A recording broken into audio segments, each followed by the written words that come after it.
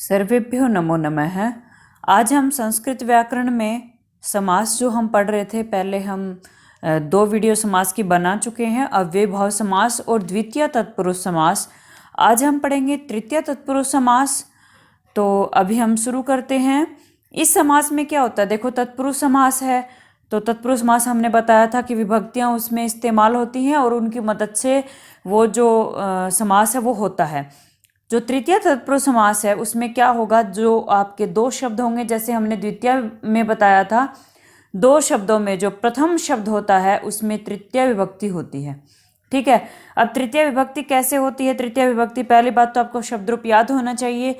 नहीं याद है तो हम यहाँ पे पहचान बता देते हैं। अगर आप समास के साथ साथ, जैसे आपने द्वितीय तत्पुरुष पढ़ा, तृतीय तत्पुरुष पढ़ा, उसके साथ साथ भी अगर आप विभक्ति की पहचान याद कर लेंगे तो भी आपको कोई प्रॉब्लम नहीं होगी। तो तृतीय तत्पुरुष समास की पहचान मैं आपको बता देती हूँ। पुल्लिंग में तो लगता है उसमें एन, ठीक है। अब एन जो है वो एन होता है इस तरह से, तो एन में ये ए जो है ये मात्रा के रूप में लग जाता है। ठीक है, तो यहाँ पे हमने मात्रा लिखी। जैसे बालकेन अगर आप लेते हो तो बाल केन, कै पे एक ही मात्रा लग गई। बालक का शब्द रूप में तृतीय होगी बालकेन। राम अगर शब्द रूप है तो राम की तृतीय होगी रामेण। ठीक है, न तो जो है न कोण है तो हो गया रे की वजह से। ठीक है, कहने का मतलब यही है कि जिसके अंत में एन लगा होता है। ठीक है, जैसे नृपेण तो ए लगा होगा, न होगा अंत में।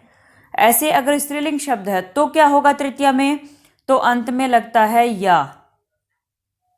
ठीक है, पुल्लिंग में लगता है एन, स्त्रीलिंग में लगता है या। अब या कैसे, जैसे विद्या शब्द है, विद्या शब्द है आपका स्त्रीलिंग शब्द है, लता शब्द है आपका स्त्रीलिंग शब्द है, तो इसमें जो या लगता है वो कैसे लगता है, जो इनके अंत में आ की मात्रा है वो हटा देंगे और सीधा या लगा देंगे। तो कैसे बनेगा, विद्या लतया। इस तरह से जो है वो तृतीय विभक्ति का रूप चलता है। यानी कि पुल्लिंग और स्त्रीलिंग में अगर आप एक वचन में भी याद कर लेते हैं तो भी आपको दिक्कत नहीं होगी। पुल्लिंग में लगता है एन और स्त्रीलिंग में आपका लगता है या। और जो विद्या है, कन्या है, बाला है, इनके अंत में जो आ लगा है वो हट जाएगा, ए बचेगा। ये हमने आपको बताया। अब जो है वो हमने बता ही दिया, यहाँ पे हमने लिख दिया है कि आपको तृतीय विभक्ति प्रथम शब्द में लगानी है। और एक सूत्र हमने यहाँ पे लिखा है कि कर्तृकरणे कृता।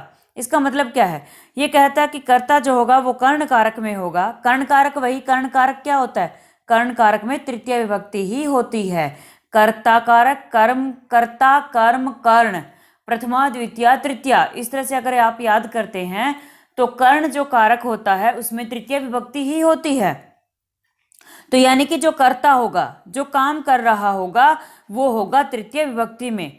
और अंत में क्या लिखा है, कृता। कृता का मतलब क्या है कि उसके साथ में जो शब्द आएगा, यानी कि 2 शब्द जब होंगे, उन 2 शब्दों में पहला शब्द जो होगा वो तृतीय विभक्ति में होगा और वो कर्ता होगा, यानी कि वो कर्ण कारक होगा पहला शब्द।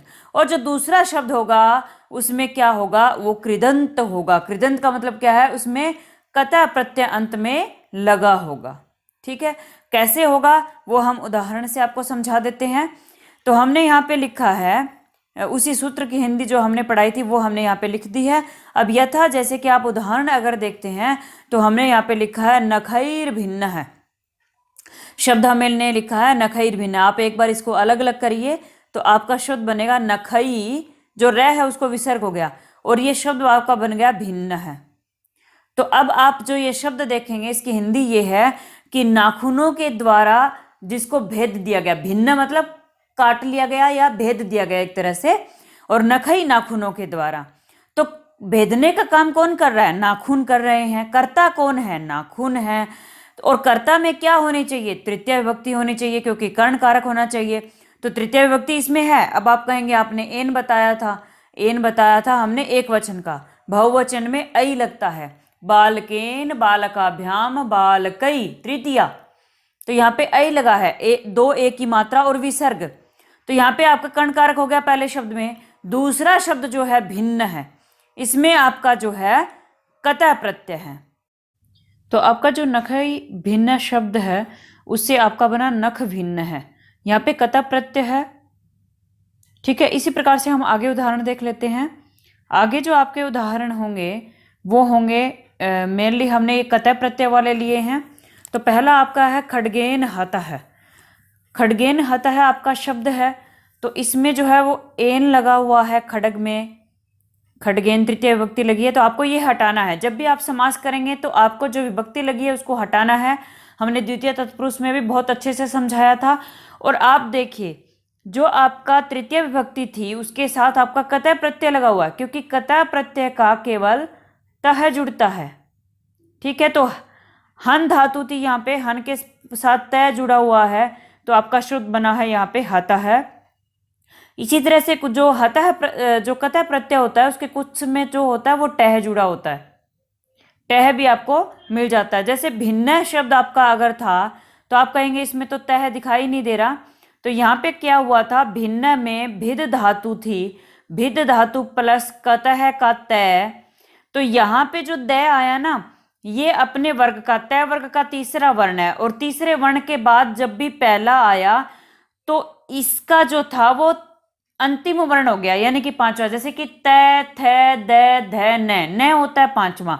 जो द है, भिद का द है, वो तय, थ, द तीसरा वर्ण है, और प्लस जो तय है वो पहला वर्ण है। तो इस वजह यहाँ पे संधि हो रखी है। तो हमने जो व्यंजन संधि है उसकी बहुत अच्छी वीडियो बनाई है, आप वहां से समझ सकते हैं कि कतः प्रत्यय यहाँ पे लगा है तो जो द के बाद तय आया, न क्यों हो गया, ये सब चीजें उसमें बहुत अच्छे से समझाई है कि न कहाँ पे हो रहा है। तो वहां से आपको समझ में आ जाएगी, क्योंकि अगर यहीं पे सब कुछ कराएंगे तो दिक्कत हो जाएगी फिर। तो आपका शब्द जो यहाँ पे बना था, हमने विभक्ति हटानी है तो एन हटाया, खड़ग मूल शब्द रखा और हतः को यूं का यूं जोड़ दिया, आपका शब्द बना खड़ग हतः। अगला शब्द हमने लिया है पित्रायुक्त है। ठीक है, पित्रायुक्त है, मात्रायुक्त है, भ्रात्रायुक्त है, ऐसे जो सेम शब्द है वो आप ले सकते हैं। अब जो पित्रा है वो तृतीय विभक्ति है, क्योंकि मूल शब्द है पितृ, पितृ मीन होता है पिता। ठीक है, और पितृ का जो तृतीय रूप होता है वो होता है पित्रा, जो हमने यहाँ पे लिखा है। जैसे भ्रातृ शब्द है, भ्रातृ मतलब भाई, भाई का भी क्या होगा, जिसके अंत में त्रि लगा है उसमें तृतीय होती है त्रा से।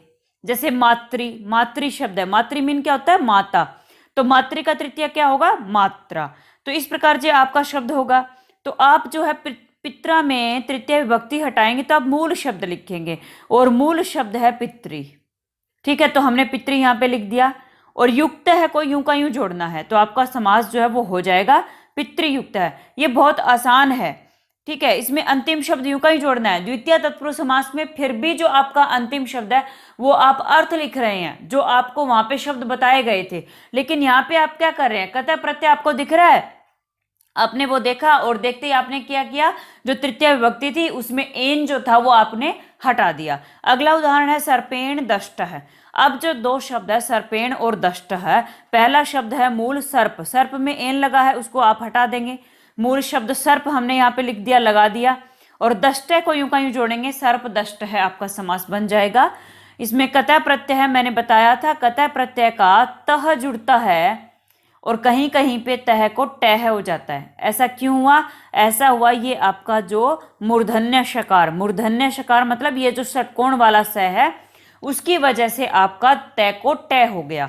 अगला उदाहरण है शरेण विद्ध, शरेण विद्ध है, तो शरेण आपका पहला शब्द एन लगा है, आप उसको हटाइए, शर आपने यूं का यूं लिखना है, फिर आपको विद्धा है, विद्धा मतलब भिंदा हुआ, यानी कि बाण से जो भिंदा हुआ है। ठीक है, शर विद्ध है आपने यहाँ पे लिख दिया, बाण से जो भिंदा हुआ है। तो आपने देखा यहाँ पे विद्धा में ध है अंत में, तो ये है विद्ध प्लस तय था, इस द के उससे जो है वो आपका ध हो जाता है तय को। ठीक है, तो आपका शरेण विद्धा शब्द बना। यहाँ पे भी व्यंजन संधि हो रही है, व्यंजन संधि की वीडियो देखिए, आपके सारे डाउट पूरे हो जाएंगे। फिर भी वहां समझ नहीं आता तो आप कमेंट करके पूछ सकते हैं। तो आपका शब्द बना शर विद्धा है। तो हमने यहाँ पे शर्पेण दष्ट का अर्थ क्या था, सांप के द्वारा डसा हुआ, दष्ट मतलब डसा हुआ, सांप ने जिसको काट लिया है। अगला उदाहरण है आपका अग्निना दग्ध है। इसका अर्थ क्या है, अग्निना अग्नि के द्वारा, दग्ध जलाया गया, यानी कि जो अग्नि के द्वारा जलाया गया है, जला हुआ है। तो आपका शब्द है अग्निना, अग्नि में तृतीया है अग्निना, तृतीया का ना हटाएंगे, अग्नि रख लेंगे, ठीक है। अग्नि शब्द का जो तृतीय विभक्ति है वो चलती है अग्निना, अग्निभ्याम, इस तरह से। जैसे हरि का होता है हरिणा, तो अग्निना में ना हटाया, अग्नि मूल शब्द रखा और दग्ध हमने यहाँ पे जोड़ दिया। ठीक है। अगला उदाहरण है आपका धनेन हीनः, धन से जो रहित है। ठीक है। कतः प्रत्यय अगर आप यहाँ पे छोड़ भी दें एक तरह से, तो आपका क्या होगा यहाँ पे, अगर किसी चीज के द्वारा कोई काम हो रहा है, किसी के द्वारा अगर कोई काम होता है, तो वहां पे होता है कर्ण कारक, तृतीय विभक्ति लगी है कि धन से रहित है। ठीक है। किसके द्वारा वो रहित किया गया, वो धन से है, तो धन में तृतीय लगी धनेन, और हीनः जो था वो आप यूं का यूं जोड़ेंगे। यानी कि किसी चीज से रहित अगर है तो वहां पे खाली अगर है, हीन शब्द अगर वहां पे है, तो वहां पे भी तृतीय तत्पुरुष समास होता है। तो आपका शब्द धनेन का मूल शब्द धन लिखा, हीना को यूं का यूं लिख दिया, आपका जो समास हुआ वो हुआ धनहीन है। अगला है विद्या हीन है। विद्या शब्द मूल है, हमने बताया था विद्या का तृतीय विभक्ति बनता है विद्या, तो आप विद्या को यूं का यूं लिखेंगे और हीना को जोड़ देंगे, यानी कि जो विद्याहीन है, विद्या से जो रहित है। ठीक है। जिसके पास विद्या नहीं है, तो विद्या का हमने या हटाया और आ की मात्रा लगा दी। इस तरह से आपका मूल शब्द विद्या बन गया। आगे जो है वो कुछ शब्द हैं, जैसे हमने द्वितीय तत्पुरुष में देखा था कि अतीत, पतित, गत, अत्यस्त, प्राप्त, अपन। अगर आपको ये शब्द यूं के यूं कहीं पे भी दिख जाए तो आप वहां पे द्वितीय लगा रहे थे। ऐसे ही तृतीय तत्पुरुष समास में भी कुछ शब्द ऐसे हैं जो अगर आपको यूं का यूं दिख जाता है वो, तो आप वहां पे तृतीय तत्पुरुष समास करेंगे। जैसे आपका मैंने यहाँ पे एक सूत्र है, एक तरह से आप इस सूत्र को याद कर लीजिए। अगर दिक्कत हो रही है तो आप इन शब्दों को भी यूं का यूं याद रख सकते हैं। तो हमने यहाँ पे लिखा है पूर्व सदृश समोनार्थ कलह निपुण मिश्र लक्षणई, ये सूत्र हमने लिखा। एक एक शब्द को मैं बताती हूँ यहाँ पे, वैसे हम उदाहरण से समझाएंगे तब वहां भी अर्थ करेंगे। पहला शब्द है पूर्व, पूर्व का अर्थ होता है पहले, फिर उसके बाद है सदृश मतलब समान, उसके बाद फिर से सम है, सम का अर्थ भी होता है समान, और सम के ऊपर देखिए आप ओ की मात्रा लगी है और न लिखा है, तो ये है ऊन। ठीक है। ऊन एक तरह से होता है, ऊन का अर्थ क्या होता है, कम। ठीक है। ऊन ऊन वाला ऊन नहीं, कम वाला ऊन। ठीक है। तो ऊन जो होता है संस्कृत में उसका अर्थ होता है कम। अब यहां तक हमने अर्थ कर लिया था। उसके बाद आपको दिखेगा आ की मात्रा और थ पे रह, ये है अर्थ। अर्थ का मतलब है प्रयोजन। प्रयोजन का मतलब क्या होता है, किसी के लिए अगर कोई काम किया जाता है तो हम कहेंगे कि इस प्रयोजन से ये किया, इस अर्थ में ये किया, यानी कि उसके लिए का अर्थ होगा, किसी चीज के लिए कुछ करना। ठीक है। तो अर्थ शब्द सेम टू सेम अगर दिखता है, या इनका पर्यायवाची भी अगर आ सकता है, पर्यायवाची भी अगर हो, जैसे कि अर्थ का पर्यायवाची प्रयोजन अगर आपको दिख जाता है तो भी आप तृतीया ही लगाएंगे। अगला है कलह, कलह मतलब झगड़ा। कलह शब्द खुद आया हो या उसका पर्यायवाची आया हो तो भी आप तृतीय तत्पुरुष समास करेंगे। अगला शब्द है निपुण, निपुण का अर्थ क्या होता है, माहिर होना किसी चीज में। ठीक है। फिर आगे मिश्र, मिश्र का अर्थ होता है मिला हुआ। ठीक है। उसे युक्त होना, किसी चीज में मिक्स होना। अगला है सलक्षण, सलक्षण का अर्थ क्या होता है, एक तो होता है चिकना, ठीक है, और एक होता है सहज भी हो सकता है इसका अर्थ, कि सहज का अर्थ क्या होता है, आसान तरीके से, बिल्कुल आसानी से कोई काम होना, कोई चीज होना। तो ये शब्द हैं, ये शब्द आपको सेम टू सेम दिख जाए या इनका पर्यायवाची दिख जाए तो आप तृतीय तत्पुरुष समास करेंगे। जैसे पहला आपका है पूर्व, पूर्व मतलब पहला, तो उदाहरण हमने लिखा मासेन पूर्व है, रूल वही रहेगा, मासेन में तृतीय का एन जो है उसको हटाइए, मूल शब्द मास रखिए, पूर्व को यूं का यूं जोड़ दीजिए। समास करना कठिन नहीं है, बस उसको याद रखना है कि इसमें तृतीय तत्पुरुष समास है कि नहीं है। और वो याद कैसे रहेगा, वो आपको ये शब्द याद रख करके होगा, पूर्व सदृश समोनार्थ निपुण मिश्र कलह सलक्षणई। ये जो शब्द हैं आप उनको यूं का यूं याद कर लीजिए, आपका तृतीय तत्पुरुष समास हो जाएगा। समास करना कठिन नहीं है। अगला शब्द सदृश मतलब समान यानी कि बराबर। हमने उदाहरण दिया मात्रा सदृश है, माता के समान है। ठीक है। तो सदृश्य तो यूं का यूं जोड़ना है, यहां लिखा हुआ है। हमने थोड़ी देर पहले भी बताया था कि मात्रा का मूल शब्द होता है मातृ, तो आप जोड़ेंगे मातृ सदृश है, शब्द बनाएंगे। यहाँ पे मात्रा सदृश है, भ्रात्रा सदृश भी हो सकता है, पित्रा सदृश भी हो सकता है। सब में क्या होता है, मूल शब्द भ्रात्रा का होता है भ्रातृ, पित्रा का होता है पितृ, ये हमने पहले भी बता दिया। तो आपका समास इस तरह से हो जाएगा। अगला हम देखते हैं सम। सम का अर्थ वही होता है जो सदृश का था, एक तरह से सम मतलब समान बराबर। तो उदाहरण हमने वही लिया है, यहाँ पे मात्रा सदृश वहां पे था, यहाँ पे है मात्रा सम है, सेम तरीका रहेगा। मात्रा का मूल शब्द लिखिए मातृ, समय का यूं का यूं माता के समान, पित्रा समय है पिता के समान, सेम टू सेम वही, पित्रा का मूल शब्द पितृ और समय को जोड़ दीजिए, आपका समास हो जाएगा। अगला शब्द हम देखते हैं ऊन। ऊन मतलब होता है कम, हमने बताया था अभी। तो कम के अर्थ में समास जब आप करेंगे तो धान्येन ऊनम। धान्यन मतलब अनाज की कमी एक तरह से वहां पे है, धन धान्य की कमी वो को बता रहा है यहाँ पे। तो धन धान्य से जो एक तरह से कमी है, कम है, तो धान्य शब्द है उसमें एन लगा, उसको हटाइए, काट दीजिए, और धान्य मूल शब्द को यहाँ पे लिखा हमने, और फिर ऊनम को जोड़ दीजिए। ठीक है, अब आप कहेंगे कि ऊनम का ऊ तो है ही नहीं, नम तो दिख रहा है, नम तो जुड़ा हुआ है, लेकिन ऊनम का जो ऊ है उसको हो गया है ओ। आपको बीच में ओ की मात्रा दिखाई दे रही होगी। देखो, धान्य का जोड़ दिया, यूं का यूं धान्य जोड़ दिया, नम को यूं का यूं जोड़ दिया। हमने शुरू में ही जब द्वितीय तत्पुरुष समास शुरू किया था तो हमने बताया था कि अगर संधि होती है तो आप संधि करेंगे। अब यहाँ पे संधि हो रही है, कैसे हो रही है समझा देते हैं हम। आपका शब्द बना था धान्येन ऊनम से, आपका धान्य और ऊनम, हमने धान्येन में एन था उसको हटा दिया तृतीय विभक्ति। अब यहाँ पे है धान्य और ऊनम। अब यहाँ पे संधि कैसे हुई, ओ कैसे हो गया, ये जो यह है ना धान्य का, यह में है ए, क्योंकि यह एक व्यंजन है, और अगर व्यंजन पे ये हलंत, हलंत क्या होता है, जो तिरछी डंडी लगी होती है नीचे, वो होता है हलंत।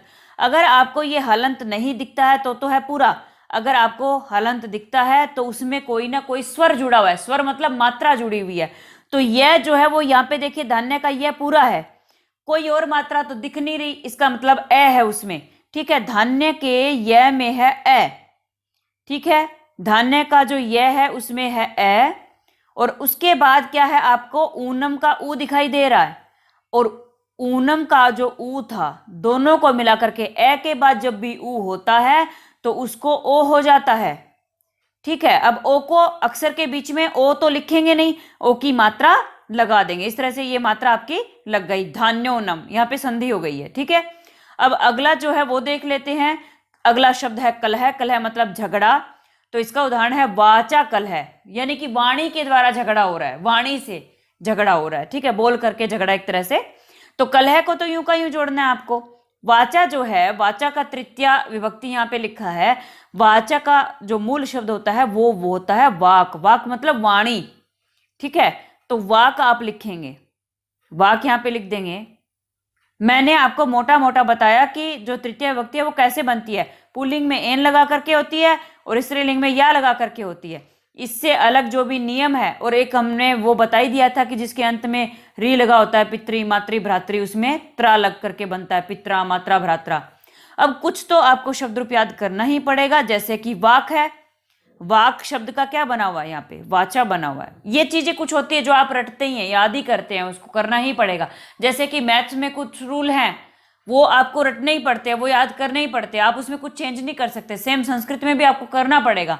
आप ये नहीं कह सकते ये सूत्र कैसे बन गया, क्या आप मैथ में कह सकते हो कि ये कैसे हो गया, नहीं कह सकते। सेम यही है।